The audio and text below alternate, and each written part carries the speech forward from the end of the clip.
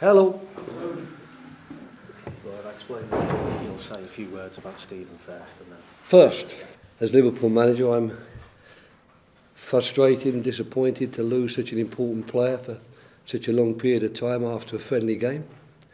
Anything I say other than that I'm disappointed and even a little bit angry about it would be dishonest.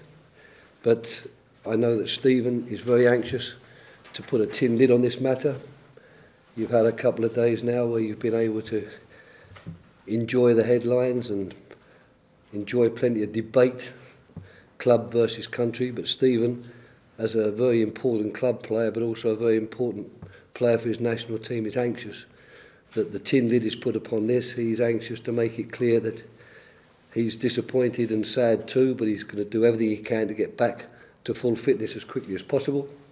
And as far as I'm concerned, I don't want to add to anything that's been said or is being said, and will prefer to just keep my statement to this very simple one. Have you spoken to Howard at all? No. Do you feel that he owes you an apology for what's happened? I've just said I don't want to discuss anymore. I don't expect apologies from anybody. I've said what I've got to say on the subject, and as far as I'm concerned, I'm not prepared to add any fuel to the fire or add anything to the debate which has been raging. My main concern is with Liverpool Football Club, is with the match against West Ham tomorrow, and in particular it's with Steven Gerrard. And Steven Gerrard is anxious that this matter is put behind him and everybody, and is very anxious himself not to prolong the discussion.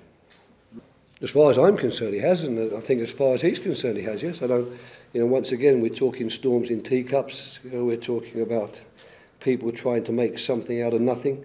My relationship with Johnson has been very good since I came to the club.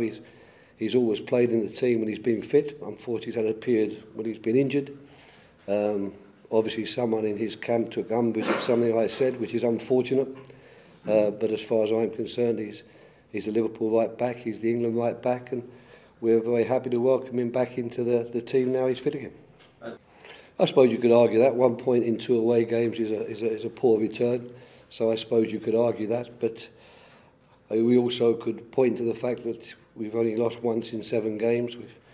I think in the 7 games we've taken something like, certainly in 5 league games we've taken 10 points. So in that respect, it depends how you want to use your statistics in a way. But yeah, we're disappointed. We would have liked to have got more than 1 point from those 2 away matches. But it just underlines, I'm afraid, the unfortunate truth that to get matches, to get the results you want, especially away from home against teams like Wigan and Stoke, you've got to play very well. And unfortunately, we weren't able to do that in those 2 games and get the points we wanted. I think West Ham have got some very good players. They've had a poor start to the season, of course, and they won't be very happy with their table position, I'm sure. But I also think that West Ham is a traditional club, a club that's always been renowned for producing players, playing good football.